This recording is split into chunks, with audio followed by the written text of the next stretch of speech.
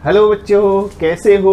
उम्मीद करता हूँ कि आप खुश होंगे, स्वस्थ होंगे और अपनी पढ़ाई में व्यस्त होंगे। मैं हूँ अर्जुन सर और आप देख रहे हैं अपना सुंदर सा प्यारा सा educative informative channel physics bye Arjun sir. तो आज होने वाला है बच्चों बड़ा इंटरेस्टिंग टॉपिक, और इंटरेस्टिंग टॉपिक के साथ यानी कि अब जो है आगे जो सीरीज आपको मिलने वाली है बच्चों, तो ये है +1 क्लास के स्टूडेंट के लिए। तो जो मैं स्टार्ट करने वाला हूं तो कुछ दिनों तक इसी टॉपिक की सीरीज आपको मिलती रहेंगी। चैप्टर नेम है यूनिट्स एंड मेजरमेंट्स। तो ये है बच्चों +1 क्लास का टॉपिक। तो हम इस चैप्टर की शुरुआत करते हैं। तो इससे पहले थोड़ा सा मैं स्टार्ट करूंगा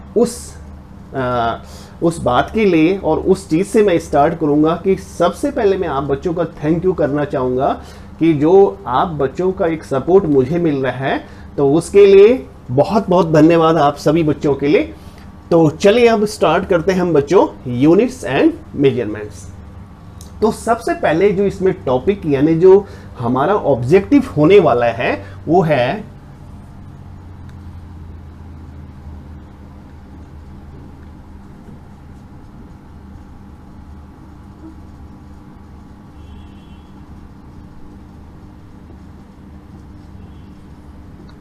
देखो, हम बात करेंगे किसकी बात करेंगे कि मेजरमेंट की नीड क्यों है, मतलब क्यों जरूरत होती है कि हमें किसी भी फिजिकल क्वांटिटी को मेजर करना होता है।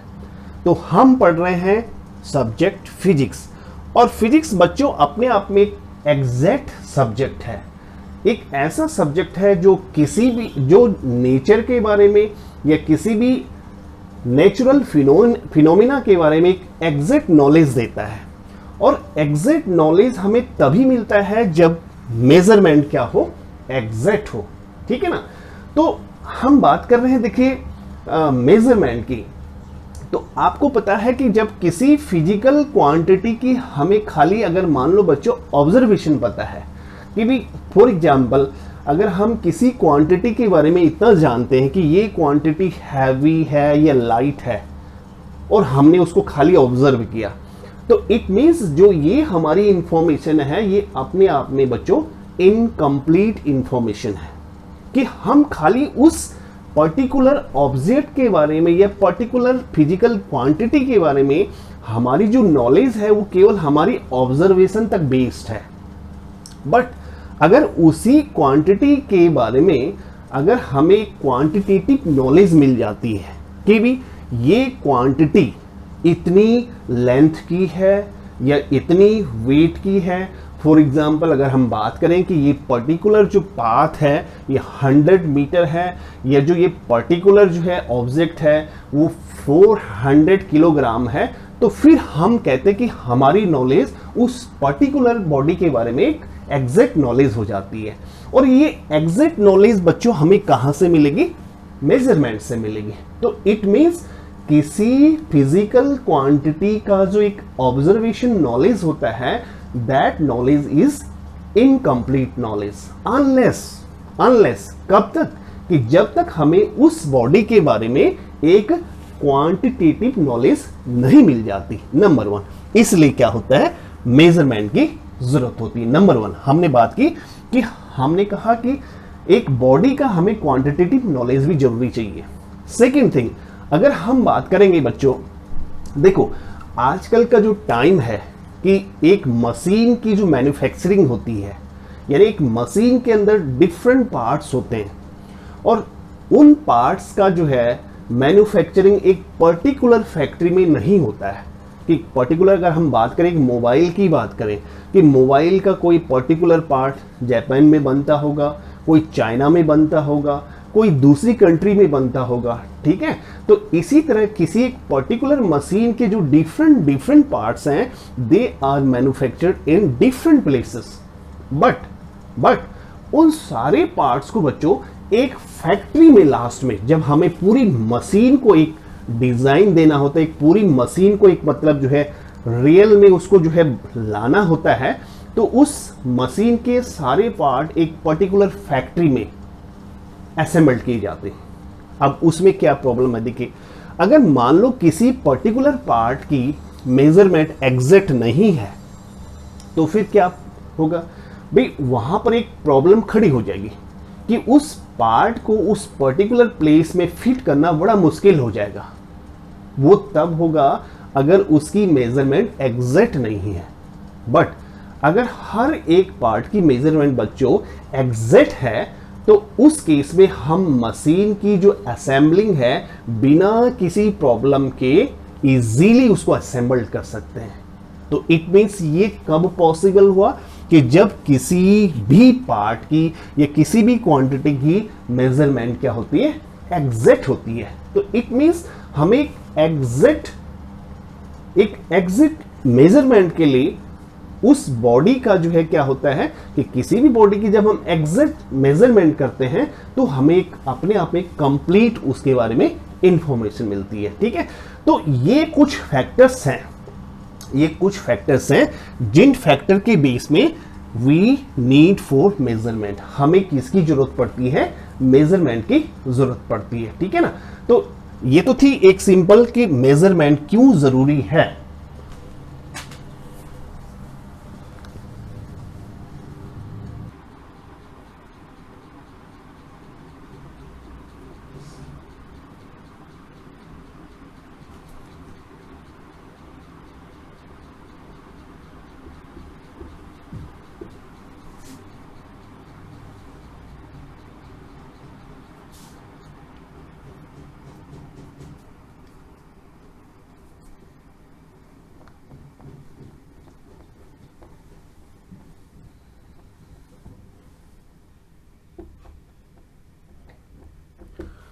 ओके, तो बच्चों मैं एक्सप्लेन कर रहा हूं, मैं आपको समझा रहा हूं नीड फॉर मेजरमेंट, यानी मेजरमेंट की क्यों जरूरत होती है। ठीक है, तो वन बाय वन मैंने आपको जो है एक्सप्लेन किया। देखो फर्स्ट लिखा है physics is the exact subject. Physics अपने आप में एक एग्जैक्ट सब्जेक्ट है जो हमें नेचर के बारे में या किसी भी नेचुरल फिनोमिना के बारे में हमें एक एग्जैक्ट नॉलेज देता है।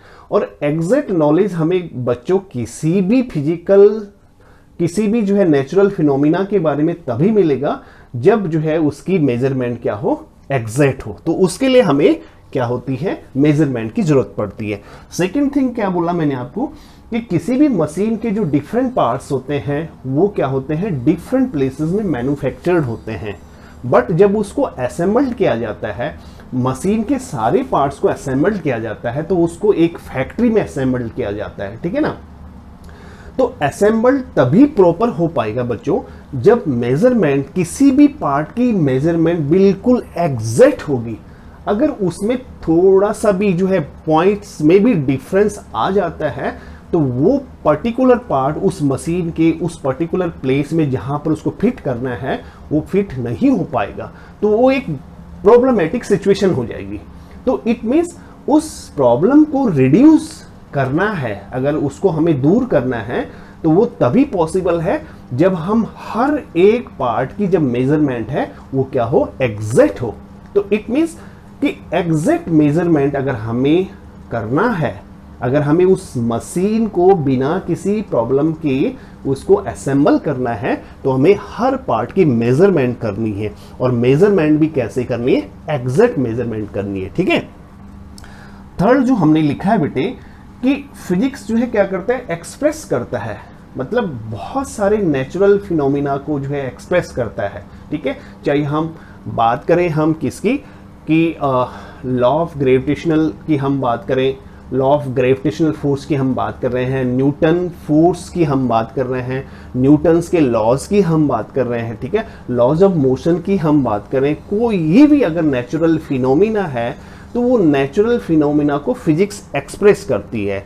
और किस में एक्सप्रेस करती है, in terms of the relationship between different physical quantity के बीच में। ठीक है, कि फॉर एग्जांपल अगर हम एरिया को जो एक्सप्लेन कर रहे हैं, ठीक है, एरिया को एक्सप्लेन कर रहे हैं तो एरिया को हम क्या कर रहे हैं कि उस फिजिकल क्वांटिटी के लेंथ और ब्रेथ के टर्म्स में एक्सप्रेस करेंगे। ठीक है ना, तो ब्रेथ और लेंथ के टर्म्स में जब हम उसको एक्सप्रेस करेंगे तो उन फिजिकल क्वांटिटी की जो है मेजरमेंट भी एग्जैक्ट होनी चाहिए। ठीक है, तो इट मींस क्या है कि इन सिचुएशन को अगर हम ओवरऑल देखते हैं तो कंक्लूजन यही है कि हमें अगर एग्जैक्ट इंफॉर्मेशन किसी पर्टिकुलर जो है यूनिट के बारे में या किसी पर्टिकुलर बॉडी के बारे में अगर हमें देना है तो उसकी क्वांटिटेटिव इंफॉर्मेशन होना जरूरी है। और क्वांटिटेटिव इंफॉर्मेशन तभी पॉसिबल है जब उस बॉडी की क्या होती हो, मेजरमेंट होती है। तो these are the some points which tell us कि how the measurement is important, why the measurement is necessary. Is it okay? तो आई थिंक आपको ये क्लियर हो गया होगा कि मेजरमेंट क्यों जरूरी है। ओके, तो बच्चों नेक्स्ट टॉपिक है the measuring process. The measuring process.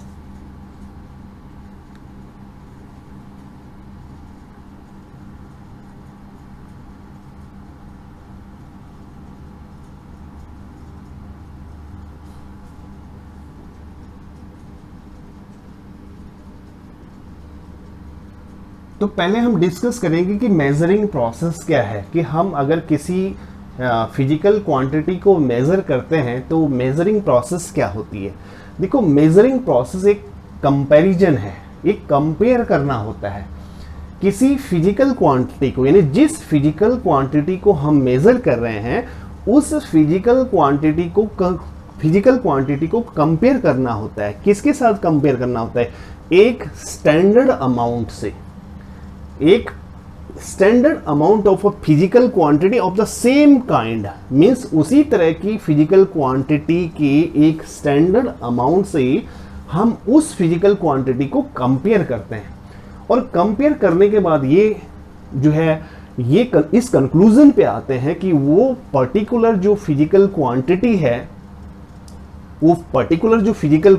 है उस स्टैंडर्ड अमाउंट में कितने टाइम्स वो उसमें कंटेन्ड है, कितने टाइम्स वो यूनिट उस फिजिकल क्वांटिटी में कंटेन्ड है। ठीक है ना? तो आई मीन टू से कि मैंने क्या बोला कि जो मेजरिंग प्रोसेस है वो क्या है बेटे? कंपेयरिंग प्रोसेस है। किसको कंपेयर करने की? जिस फिजिकल क्वांटिटी को हमने मेजर करना है उसको कंपेयर करना है। किससे कंपेयर करना है? With the standard amount of a physical quantity of same kind, and that physical quantity is known as the unit. और उसको हम क्या बोलते हैं? यूनिट बोला जाता है। तो it means the measuring process is the process of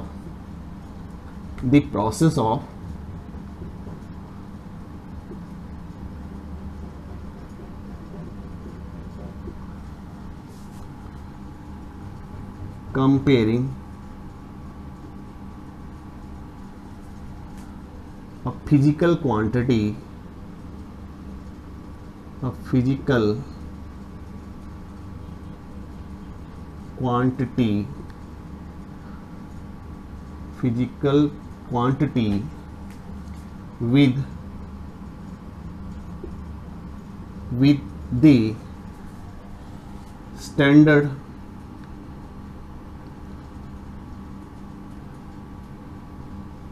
with the standard amount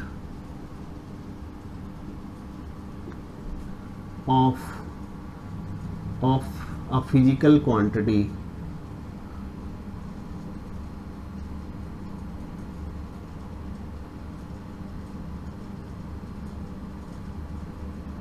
of same kind,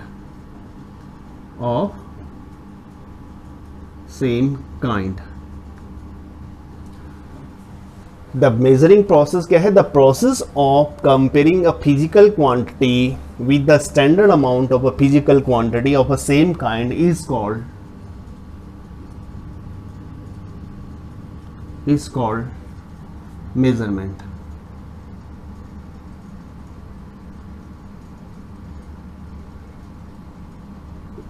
and that physical quantity means इस फिजिकल क्वांटिटी जो एक स्टैंडर्ड अमाउंट है, दैट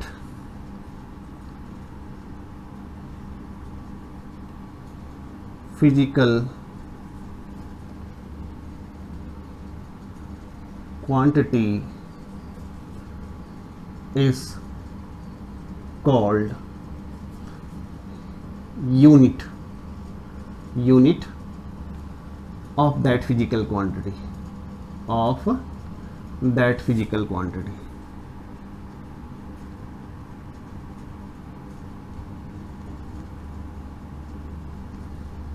तो आप समझ पा रहे होंगे बच्चे क्या समझा रहा हूं मैं। देखिए, हमने कहा पहले तो मेजरिंग क्या है, मेजरिंग एक कंपेयरिंग प्रोसेस है कि जिस मान लो कि हमें कोई फिजिकल क्वांटिटी को हमें क्या करना है भाई, लेंथ है और लेंथ को हमें मेजर करना है, तो हम उस लेंथ को कंपेयर करेंगे। किसके साथ कंपेयर करेंगे कि एक स्टैंडर्ड अमाउंट के साथ कंपेयर करेंगे, किसी फिजिकल क्वांटिटी के स्टैंडर्ड अमाउंट के साथ कंपेयर करेंगे। और वो फिजिकल क्वांटिटी क्या होनी चाहिए, उसी टाइप की होनी चाहिए, सेम काइंड की होनी चाहिए। तो उस स्टैंडर्ड अमाउंट वाली फिजिकल क्वांटिटी को हम उस फिजिकल क्वांटिटी की क्या बोलते हैं, यूनिट बोलते हैं। ठीक है, तो आई थिंक ये आपको क्लियर हो गया होगा। लेकिन अब देखो आगे हम बात करेंगे कि हम जब किसी भी क्वांटिटी को, यानी किसी भी फिजिकल क्वांटिटी को मेजर करते हैं, तो उस चीज के लिए हमें दो चीजें पता होनी चाहिए। We for measuring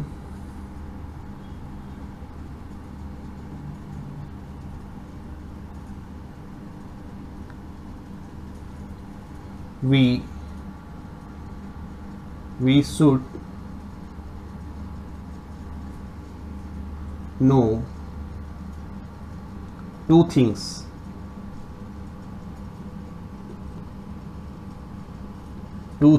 What are? एक तो क्या है, नंबर 1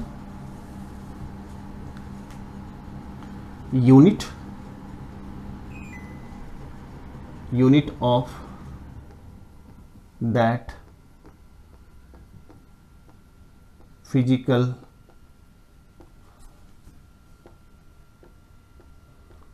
क्वांटिटी। उस फिजिकल क्वांटिटी की हमें बच्चों यूनिट पता होनी चाहिए। ठीक है, हम लेंथ को मेजर कर रहे हैं, ठीक है, किसी की लेंथ को मेजर कर रहे हैं, या हम ब्रेथ को मेजर कर रहे हैं, या हम हाइट को मेजर कर रहे हैं, या हम मास को मेजर कर रहे हैं, तो उस चीज के लिए हमें उस फिजिकल क्वांटिटी की यूनिट पता होनी चाहिए, number 1। Number two numerical value.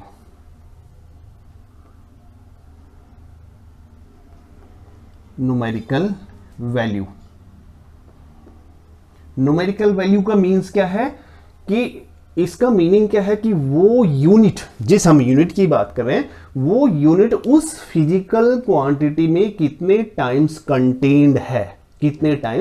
Contained है, उसमें मैं अभी आता हूं। लेकिन numerical value that is how many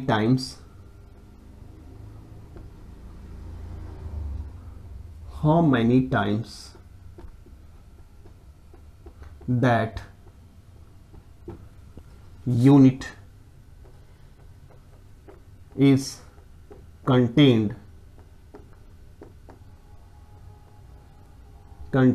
in that physical। Okay, तो बच्चों जस्ट मैं आपको ये बता रहा हूं कि हम किसी भी फिजिकल क्वांटिटी की जब मेजरिंग करते हैं तो we need to know two things. दो चीजें हमें पता होनी चाहिए। वन फर्स्ट क्या है कि number 1 we need to know unit of that physical quantity. It means उस फिजिकल क्वांटिटी की यूनिट हमें पता होना चाहिए, ठीक है। एंड नंबर 2 न्यूमेरिकल वैल्यू का मीन्स होता है कि द नंबर, एक ऐसा नंबर कि जो नंबर ये बताता है, टेल अस कि how many times that unit is contained in that physical quantity, कि उस फिजिकल क्वांटिटी जो वो यूनिट जो है उस फिजिकल क्वांटिटी में कितने टाइम्स कंटेन्ड है, ठीक है ना। तो एग्जाम्पल के तौर पे मैं जैसे आपको समझाऊंगा। फॉर एग्जाम्पल अगर हम बात करें कि लेंथ, अगर हमने किसी जो है पर्टिकुलर लेंथ की मेजरमेंट की है, ठीक है, for example length of the, ये हम बात करें length of the white board, ठीक है। अगर हमने इसकी लेंथ की मेजरमेंट की और हमें लेटेस्ट से इतना तो नहीं है, लेकिन हम कहें सपोज करो ये कि हमें लगभग ये जो है कितना मिल गया, जो है 2 मीटर मिल गया, ठीक है, 2 मीटर है। तो इट मीन्स क्या है कि जो ये मीटर है, ये मीटर जो है इस फिजिकल क्वांटिटी में कितने टाइम्स जो है कंटेन करता है, 2 टाइम्स जो है यूनिट जो है इस फिजिकल क्वांटिटी में कंटेन करता है, ठीक है ना। तो इसी तरह हम अगर बात करें मास की, हमने मेजरमेंट किया और मास इज इक्वल टू क्या आ गया 100 किलोग्राम। तो इट मींस क्या है कि ये जो यूनिट है, ये यूनिट है इस फिजिकल क्वांटिटी में कितने टाइम्स कंटेन करता है, 100 टाइम्स कंटेन करता है, ठीक है। तो मेजरिंग क्या है ये आपको समझा दिया बच्चों कि मेजरिंग कंपेयरिंग प्रोसेस है। किसको कंपेयर करने की, कि जिस फिजिकल क्वांटिटी को हमने बच्चों क्या करना है, मेजर करना है, उसको कंपेयर करना होता है। किसके साथ कंपेयर करना होता है, फिजिकल क्वांटिटी के एक स्टैंडर्ड फॉर्म से, लेकिन वो फिजिकल क्वांटिटी किस टाइप की हो, सेम काइंड की हो, ठीक है ना। तो उस स्टैंडर्ड फिजिकल क्वांटिटी को यूनिट कहा जाता है और वो कंपेयरिंग जो प्रोसेस है that is called the measurement, ठीक है। उसके बाद हमने बात की है कि मेजरमेंट जब किसी फिजिकल क्वांटिटी का करना होता है तो what we need to know, there are two things which we need to know and these are these. तो आप इसको नोट कर सकते हैं, ठीक है। तो या तो जो है पॉज करके आप इसको नोट कर लीजिएगा या मैं फिर आगे प्रोसीड करता हूं, ठीक है। ओके तो बच्चों हम कह रहे हैं कि मेजरिंग के लिए टू थिंग्स, जैसे सपोज करो कि Q is the physical quantity, है ना, और इसके लिए हमने कहा two things, one numerical value यानी नंबर n, उसको हमने n से डिनोट कर दिया number, and multiplied by unit. Unit suppose करो हमने लिख दिया इसकी यूनिट u, ठीक है। तो ये कोई भी फिजिकल क्वांटिटी की जब हम मेजरमेंट करते हैं तो इस तरह का हमारे को एक जो है क्या मिलता है, एक कंक्लूजन उसका मिलता है कि Q equal to n into U, where n क्या है, न्यूमेरिकल वैल्यू, ठीक है, and u is the unit of that physical quantity, that physical quantity, ठीक है। फॉर एग्जाम्पल अगर हमने बात की, अगर हम एग्जाम्पल से इसको समझते हैं तो लेट अस से कि हमने किसी लेंथ को मेजर किया, तो लेंथ क्या हो गया, यहां पे ये फिजिकल क्वांटिटी यानी लेंथ जो है ये Q को डिनोट कर रहा है, ठीक है। एंड हमने कहा कि सपोज करो, इसको मैं पूरा लिख देता हूं पहले, सपोज करो L इक्वल टू कितना है 100 मीटर, ठीक है। तो यहां पर Q जो है डिनोट कर रहा है लेंथ को, 100 डिनोट कर रहा है N को, एंड जो आपका मीटर है वो डिनोट कर रहा है बच्चों, M डिनोट्स कर रहा है किसको, ओके। तो बच्चों मेजरिंग प्रोसेस में क्या है, सपोज करो हमने लेंथ किसी फिजिकल क्वांटिटी की लेंथ मेजर की, यानी एक फिजिकल क्वांटिटी, हम लेंथ की बात कर रहे हैं, ठीक है। लेंथ कितना है हमारा 100 मीटर है, ठीक है ना। तो 100 मीटर में यानी लेंथ जो है वो क्या है आपका Q को डिनोट कर रहा है, ठीक है ना। जो हमने Q equal to N into U के फॉर्म में अगर लिखा है, किसी फिजिकल क्वांटिटी की जो मेजरमेंट है उसको इस फॉर्म में हम लिखेंगे, जहां लेंथ क्या है यानी Q लेंथ को डिनोट कर रहा है, जो 100 है वो यहां पर N को डिनोट कर रहा है, और जो M है बेटे ये उस फिजिकल क्वांटिटी की यूनिट को डिनोट कर रहा है, ठीक है ना। तो चलिए अब हम थोड़ा सा आगे बात करते हैं। सपोज करो let us consider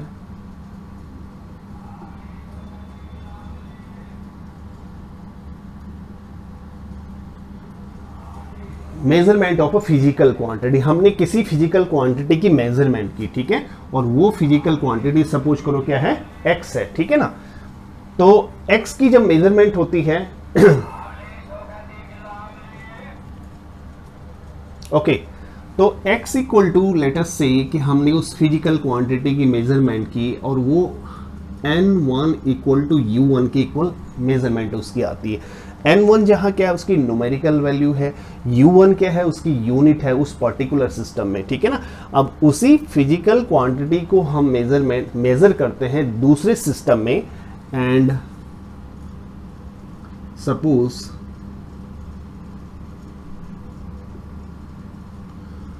in suppose measurement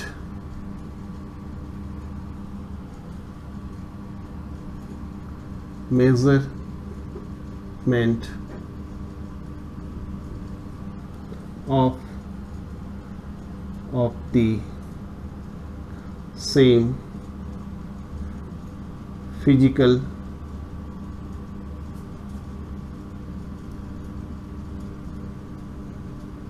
quantity into another system is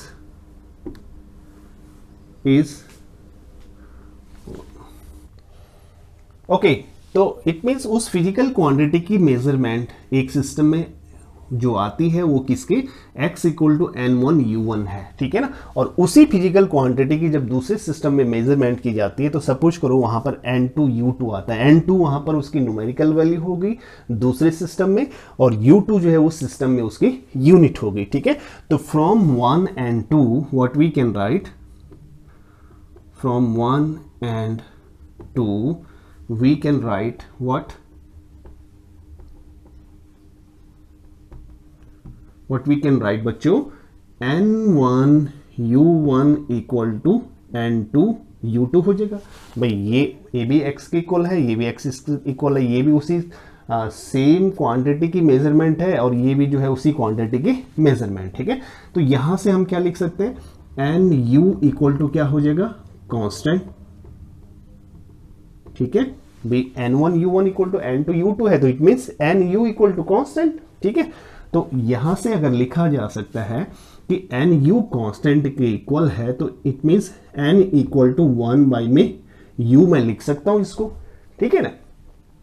अच्छा, तो ये क्या, यानी कि यहां पर इसको लिखने का क्या पर्पस है, क्या कंक्लूजन यहां पर आता है, ठीक है। इसका मीनिंग क्या होगा कि n जो है यूनिट के इनवर्सली प्रोपोर्शनल हो गया, ठीक है ना। मोर is the numerical value, less is the unit, less is the numerical value, more is the unit of that physical quantity. यानी अगर हम किसी फिजिकल क्वांटिटी को मेजर करते हैं और उसकी न्यूमेरिकल वैल्यू ज्यादा होती है तो वो तभी होगा जब उसकी यूनिट कम होगी, यूनिट की वैल्यू कम होगी। अगर न्यूमेरिकल वैल्यू कम है तो यूनिट की वैल्यू ज्यादा होगी, ठीक है। फॉर एग्जांपल अगर हम बात करते हैं कि हमने लेंथ को मेजर किया, ठीक है ना बच्चों, फॉर एग्जांपल इसको समझेंगे किस तरह से, मैं कह रहा हूं कि लेंथ को मेजर किया और लेट अस से कि ये आया 1 मीटर, लेंथ को मेजर करने के बाद वो आया 1 मीटर। यहां पर L क्या हो गया, यहां पर L क्यू हो गया, यानी फिजिकल क्वांटिटी होगी, 1 उसकी न्यूमेरिकल वैल्यू होगी और M जो है उसकी यूनिट होगी उस सिस्टम में, ठीक है ना। तो ये बात आपको क्लियर हो गई बच्चों। अब मैं इसी को जो है दूसरे सिस्टम में कन्वर्ट करता हूं, ठीक है। तो L यानी this can also be written as 1 metre equal to 100 centimetre, ठीक है ना। तो आप देख रहे हैं यहां पर न्यूमेरिकल वैल्यू क्या है, less is the numerical value, less is the numerical value, larger is the unit, ठीक है। And more is the numerical value, lesser is the unit. यानी अगर न्यूमेरिकल वैल्यू इंक्रीज होगी तो फिर जो है क्या हो जाएगा, यूनिट की वैल्यू कम हो जाएगी, ठीक है।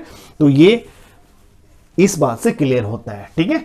तो आई होप आपको ये चीजें क्लियर हो गई होगी कि मेजरिंग प्रोसेस क्या है, और किसी भी फिजिकल क्वांटिटी को मेजर करना है बच्चों तो हमें 2 चीजें पता होनी चाहिए। एक तो हमने बोला कि उस फिजिकल क्वांटिटी की यूनिट का पता होना चाहिए, ठीक है ना, और नंबर 2 कि न्यूमेरिकल वैल्यू का पता होना चाहिए। न्यूमेरिकल वैल्यू का मीन्स क्या है कि वो यूनिट उस फिजिकल क्वांटिटी में, किस फिजिकल क्वांटिटी में, जिस फिजिकल क्वांटिटी को हम मेजर कर रहे हैं कितने टाइम्स कंटेन्ड है, ठीक है ना। तो ये 2 चीजें पता होनी चाहिए। अब हमने किसी फिजिकल क्वांटिटी को मेजर किया तो वो इस तरह से आएगा, Q equal to N into U. N क्या है, उसकी न्यूमेरिकल वैल्यू, ठीक है। U क्या है, उस फिजिकल क्वांटिटी की यूनिट होगी, ठीक है ना। दूसरा हमने कहा कि N की वैल्यू जितनी ज्यादा होगी उतनी यूनिट कम हो जाएगी। जैसे फॉर एग्जांपल अगर हम सेंटीमीटर को जो हम अगर मिलीमीटर में चेंज करते हैं तो ये कितना हो जाएगा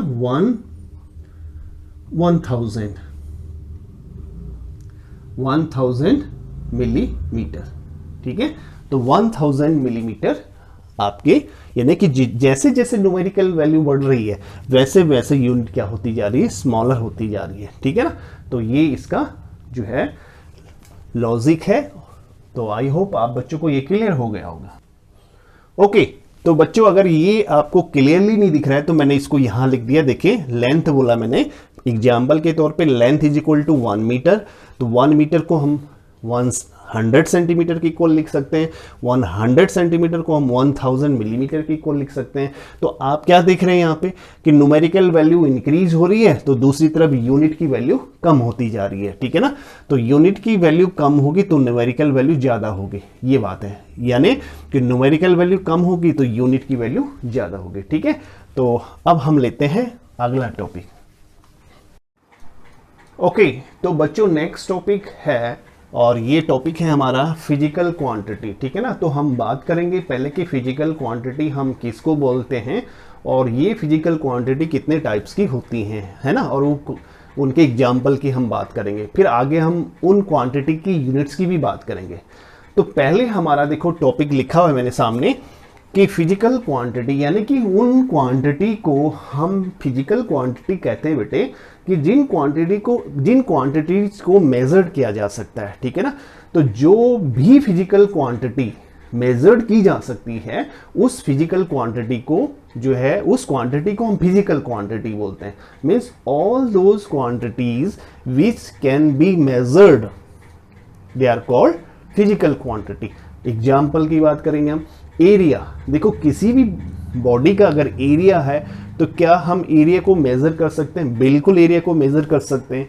लेंथ, अगर मैं बोलूंगा कि इस व्हाइट बोर्ड की लेंथ मेजर करो बच्चों, तो क्या आप मेजर कर सकते हैं? बिल्कुल, आप स्केल उठाएंगे और आप जो है उसकी मेजरमेंट करना शुरू कर देंगे और फिर बोलेंगे सर इसकी इतनी मेजरमेंट है। ठीक है, तो बिल्कुल जी आप कर सकते हैं। ठीक है ना, क्या आप अपनी खुद की हाइट मेजर कर सकते हैं? हाइट, यस सर कर सकते हैं, डेफिनेटली आप कर सकते हैं। तो हाइट फिजिकल क्वांटिटी हो गया, लेंथ फिजिकल क्वांटिटी हो गया। क्या आप इस पेन का वॉल्यूम मेजर कर सकते हैं? जी सर बिल्कुल कर सकते हैं। ठीक है ना, तो यानी कि वॉल्यूम भी आपका क्या हो गया? फिजिकल क्वांटिटी हो गया। तो इसी तरह न्यूमरस फिजिकल क्वांटिटी है, there are numbers of physical quantity. ठीक है, तो जिस किसी को भी हम मेजर कर सकते हैं क्या, तो उन सबको हम बोलेंगे बच्चों फिजिकल क्वांटिटी। अगर मैं बोलूंगा भी हैप्पीनेस, भी आप कितने हैप्पीनेस है, तो आप बोलेंगे हाँ जी सर हम 400 मीटर हैं, 500 मीटर हैं। क्या ऐसा पॉसिबल है? नेवर। आप इसको ऐसे नहीं कह सकते हैं कि भी हम इतने जो है इतने सेंटीमीटर में इतने मिलीमीटर खुश हूँ सर, मैं इतना किलोमीटर जो है इतना किलोमीटर में दुखी हूँ। बिल्कुल ऐसी बातें हम नहीं कर सकते हैं। ठीक है, तो इट मीन्स क्या है कि जब हम जिस चीज को मेजर ही नहीं कर सकते हैं बच्चों, तो वो फिजिकल क्वांटिटी नहीं हुआ। अगर हम हैप्पीनेस की बात करें हम, ठीक है, हम जो है स्मार्टनेस की हम बात करें, तो क्या इनको मेजर कर सकते हैं? नो नहीं कर सकते। जी हम कर सकते हैं सर। अब आप कैसे कर सकते हैं बच्चों, तो ये पता नहीं है, बट हम नहीं कर सकते। ठीक है, तो ये फिजिकल क्वांटिटी होती है। ठीक है ना, आप बात करेंगे इनकी टाइप्स कितनी होती है, तो ये 2 टाइप्स की होती है बेटे। एक होती है फंडामेंटल राइट्स, याद आया उसको सुन करके। तो fundamental quantities, it means fundamental quantities वो क्वांटिटीज होती है बेटे जो क्या होती है इंडिपेंडेंट होती है फ्रॉम ईच अदर, मतलब एक दूसरे के ऊपर डिपेंड नहीं करती है। ठीक है ना, कैसे भाई? लेंथ है, अगर मैं बात करूं, अगर लेंथ हमने बात करनी है तो जब लेंथ को लिखूंगा मैं, तो लेंथ अपने आप में मास पे नहीं डिपेंड करता है, टाइम पे नहीं डिपेंड करता है। ठीक है ना, लेंथ अपने आप में इंडिपेंडेंट है। इसी तरह मास अपने आप में इंडिपेंडेंट है। ठीक है ना, मैं स्पीड की बात करूं, क्या स्पीड अपने आप में इंडिपेंडेंट है? बिल्कुल नहीं है, क्योंकि स्पीड क्या होता है? डिस्टेंस बाय टाइम, यानी डिस्टेंस पे भी डिपेंड कर रहा है और टाइम पे भी डिपेंड कर रहा है। मैं बात कर रहा हूं देखिए किसकी? स्पीड की। तो ये हो गया बच्चों डिस्टेंस बाय में टाइम, डिस्टेंस ओवर टाइम। तो यानी कि स्पीड इन दोनों पे डिपेंड कर रहा है। तो ये अपने आप में इंडिपेंडेंट तो नहीं हो गया ना। मैं लेंथ की बात करूंगा तो लेंथ क्या है, अपने आप में इंडिपेंडेंट। मास क्या है, अपने आप में इंडिपेंडेंट। टाइम क्या है बच्चों, अपने आप में इंडिपेंडेंट। इलेक्ट्रिक बहुत सारी हैं, यानी कि बहुत सारी का मतलब क्या है कि फंडामेंटल जो टोटल यूनिट्स होती हैं वो 7 होती है। कितनी होती है, 7। अगर हम मैकेनिक्स की बात करें तो मैकेनिक्स में जो है फंडामेंटल 3 यूनिट का ही यूज किया जाता है, मास, लेंथ एंड टाइम। बट बाकी जो अदर ब्रांचेज ऑफ फिजिक्स है, जैसे हमने बोला इलेक्ट्रिसिटी ब्रांच की अगर हम बात करें, फिर हम बहुत सारी जो है और भी जो है यूनिट हैं, जैसे ल्यूमिनस इंटेंसिटी हो गया, टेम्परेचर हो गया, ठीक है। तो जो है दूसरा क्या हो गया आपका अमाउंट ऑफ सब्सटेंस हो गया। तो ये टोटल कितनी होती है, 7 फंडामेंटल यूनिट होती हैं, जो अपने आप में क्या होती है बच्चे, अपने आप में इन जो है क्या होती है, किसी यानी कि अपने आप में इंडिपेंडेंट होती है, दूसरे पे ये डिपेंड नहीं करती है, तो उनको हम फंडामेंटल यूनिट्स बोलते हैं। दूसरी तरफ क्या होता है बच्चों, derived unit. Derived unit means उन फिजिकल क्वांटिटीज को हम डिराइव्ड क्वांटिटी कहते हैं, डिराइव्ड फिजिकल क्वांटिटी कहते हैं, जो डिराइव्ड होती हैं। डिराइव्ड मीन्स होना है जो क्या होती है, इनके बेस पे, इनको आपस में मल्टीप्लाई करके, इनको आपस में डिवाइड करके, या इनको मतलब जो है मल्टीप्लाई हो, डिवाइड हो, उनसे जो है इन क्वांटिटी का जो है क्या होता है, डेरिवेशन होता है। तो जो क्वांटिटी इन फंडामेंटल क्वांटिटी से डिराइव्ड होती हैं, उन क्वांटिटीज को हम क्या बोलते हैं, डिराइव्ड यूनिट बोलते हैं। जैसे एग्जाम्पल के तौर पे स्पीड लिखा है, स्पीड किससे डिराइव्ड हो रही है, जब हम डिस्टेंस को टाइम से डिवाइड करते हैं। तो डिस्टेंस को हमने टाइम से डिवाइड किया तो स्पीड मिल गया। सिमिलरली अगर हम बात करें, और भी बहुत सारे एग्जाम्पल हैं, ठीक है। हम फोर्स की बात करें, फोर्स तो क्या होता है बेटे, ये मास क्या है, फंडामेंटल यूनिट है ना। और एक्सेलरेशन फंडामेंटल यूनिट नहीं है, तो लेकिन एक्सेलरेशन क्या होता है हमारा, फिर एक्सेलरेशन को हम क्या लिख सकते हैं, v - u ओवर में t, ठीक है। टाइम क्या हो गया, फंडामेंटल। फिर वेलोसिटी क्या हो गया हमारा, वेलोसिटी को हम बोलेंगे डिस्प्लेसमेंट बाय में टाइम, यानी डिस्प्लेसमेंट बाय में टाइम, डिस्प्लेसमेंट बाय में टाइम। तो डिस्प्लेसमेंट मींस डिस्टेंस, किससे डिराइव्ड हो रही है, फंडामेंटल क्वांटिटी से डिराइव्ड हो रही है फोर्स, ठीक है। हम वॉल्यूम की बात करें, वॉल्यूम की हम बात करें तो length into breadth into height, किससे, ये फंडामेंटल है। लेंथ, ब्रेथ, हाइट, ये सारी क्या है, फंडामेंटल फिजिकल क्वांटिटीज हैं, ठीक है। एरिया की हम बात करें, एरिया तो क्या हो गया, लेंथ इनटू ब्रेथ, दोनों क्या है, ये भी लेंथ समझ लो, ब्रेथ, लेंथ ब्रेथ दोनों क्या है, आपकी फंडामेंटल फिजिकल क्वांटिटी है। तो इट मींस क्या है बच्चों, डिराइव्ड क्वांटिटीज, फिजिकल क्वांटिटीज वो क्वांटिटीज होती हैं जो फंडामेंटल क्वांटिटीज से डिराइव्ड होती हैं, और फंडामेंटल अपने आप में इंडिपेंडेंट रहती है, ठीक है। तो उनको हम फंडामेंटल क्वांटिटीज बोलते हैं। तो आई होप आपको ये बातें क्लियर हो गई होंगी, ठीक है। ओके, तो नेक्स्ट टॉपिक है बच्चों कैरेक्टरिस्टिक्स ऑफ स्टैंडर्ड यूनिट, यानी जो स्टैंडर्ड यूनिट होती है उनकी क्या कैरेक्टरिस्टिक्स होनी चाहिए, ठीक है ना। कि एक अगर हम स्टैंडर्ड यूनिट बनाते हैं, सपोज करो हम मीटर की बात करें, हम जो है सेकंड की, ओके। तो कोई भी स्टैंडर्ड जो यूनिट होती है बेटे, उसकी कुछ कैरेक्टरिस्टिक्स होती हैं, ठीक है ना। तो क्या कैरेक्टरिस्टिक्स उस स्टैंडर्ड यूनिट की होनी चाहिए, यानी अगर लेंथ की हमने बात की, यानी लेंथ की जो यूनिट होती है स्टैंडर्ड यूनिट मीटर, तो मीटर की क्या कैरेक्टरिस्टिक्स होनी चाहिए। अगर किलोग्राम है तो उसकी क्या कैरेक्टरिस्टिक्स होनी चाहिए। टाइम की यूनिट सेकंड है तो उसकी क्या कैरेक्टरिस्टिक्स होनी चाहिए, ठीक है। तो ये है first, it should be well defined, means कोई भी अगर स्टैंडर्ड यूनिट है तो वो जो है एक मतलब वो वेल डिफाइंड होनी चाहिए, नंबर 1, ठीक है। Number 2, it should be of proper size, इसका साइज प्रॉपर होना चाहिए। It means neither it should be too small nor too large, ना तो बहुत बड़ा होना चाहिए ना बहुत छोटा होना चाहिए, यानी कि इनकन्वीनियंट साइज नहीं होना चाहिए बच्चों, बिल्कुल उसका साइज क्या है, प्रॉपर साइज, एक स्टैंडर्ड साइज होना चाहिए, ठीक है। नंबर नेक्स्ट है, it should be easily accessible. अगर हम एसेसिबल की बात करें कि वो हर एक की जो है एसेस तक इजी हो, मतलब हर एक तक उसकी पहुंच इजी हो। ऐसा ना हो कि उसको परचेज करना या किसी पर्टिकुलर प्लेस में उसकी जो है एसेसिबिलिटी बहुत वीक हो या बहुत कॉस्टली हो, ऐसा भी नहीं होना चाहिए, ठीक है ना, कि उसकी हर एक पर्सन तक, हर एक प्लेस तक उसकी एसेसिबिलिटी क्या हो, इजी हो। नेक्स्ट है उसका it should B reproducible at all places. अगर हम बात करें कि बाई चांस वो किसी भी तरह से डिस्ट्रॉय हो जाती है, वो स्टैंडर्ड जो यूनिट है जिसको हमने स्टैंडर्डाइज फॉर्म दिया हुआ है, ठीक है ना, वो अगर किसी भी तरह से डिस्ट्रॉय हो जाती है तो इजीली रिप्रोड्यूसिबल हो, उसको दोबारा रिप्रोड्यूस किया जा सकता हो और हर किसी प्लेस में किया जा सकता हो, ठीक है। ऐसा नहीं कि वो किसी पर्टिकुलर प्लेस में उसको रिप्रोड्यूस करना बहुत डिफिकल्ट हो जाए, ठीक है ना।